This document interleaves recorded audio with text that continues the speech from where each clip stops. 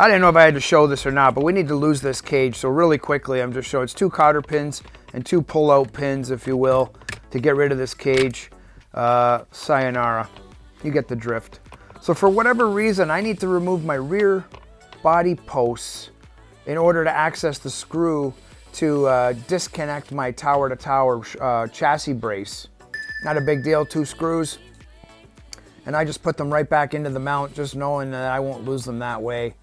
And no confusion, less confusion anyhow. There's always confusion on my table. Remove that screw.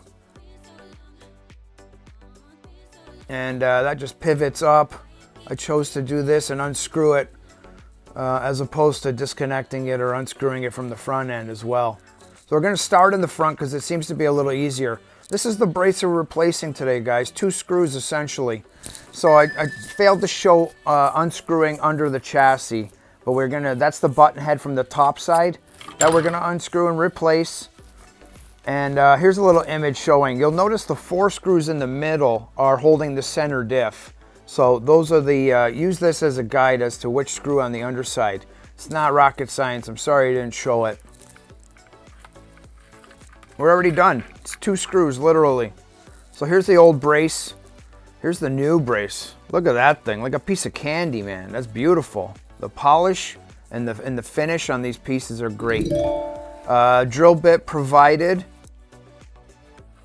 And so the countersunk, again, that goes under the car. And the button head goes on inside the car right there on that red bar. Okay, 1 simple hole to drill here to accommodate the M4 screw that's given. Okay, now to install the new piece, I'm going to start with a dab of blue Loctite, and I'm going to send the screw given up through the bottom of the brace. Therefore, the nut will reside on the top side. I tried to install the nut on the bottom side, remove the servo and everything, and to realize I was approaching it all wrong. Awesome. Couldn't ask for better. Beautiful design. Kudos to M2C. This is really sweet. These are the rear shock tower braces. I eventually realized that the P and the D actually stand for passenger and driver side. I was trying to determine how they went in, but you'll notice the collars on the bottom side are actually different widths, and they align perfectly with the spacers on either side of the center chassis support there. So you will have to just remove that screw. This is the replacement for the rear. It's the longer of the 2 braces, obviously. Man, that looks beautiful.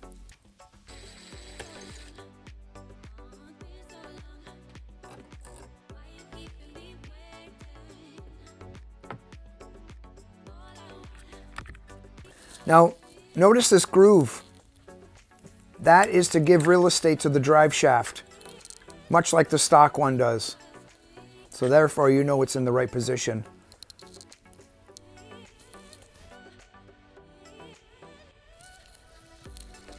All right, so I choose to lock this in and actually screw it right in. So that way I know exactly where I want this shock tower to live when it's done. So I screw it right in, tighten it up, just so there's no error. I feel it's the best way to do so. So I'm showing you here, there is a bit of a gap, and I'm certain it's because the chassis is not completely straight or flat anymore. So I have an N2G shock tower brace here. You'll have to choose the hole that you feel you have the most meat on on your shock tower brace. Beautiful that M2C gives you some options here, depending on the shock tower brace that you have. So I'm using yoga blocks lodged up against the wall here. This is so I have some stability and I'm able to push back while I'm drilling onto that shock tower brace. You can do it differently. This worked really well for me. It's important that you have a solid foundation behind so you can get some leverage there. So I'm using a small channel lock just to lock in place as I drill, just to ensure that that drill bit doesn't walk around as I'm drilling. I find this to be, it turned out really effective, worked out really good. So just use slow to moderate speed. High speed doesn't mean you're gonna win. I love seeing those little whips of material come off of that drill bit, knowing that you're just take it nice and slow and steady. That is sweet. That's looking really good. Same on the other side. So here's a different view. I realized that you need to install the tower-to-tower brace before you actually install the shock tower supports from M2C, because they actually block the hole to the screw of the shock tower brace. Hopefully that makes sense. So I just had them flip down, install the tower-to-tower brace. Now the brace supports can be installed completely.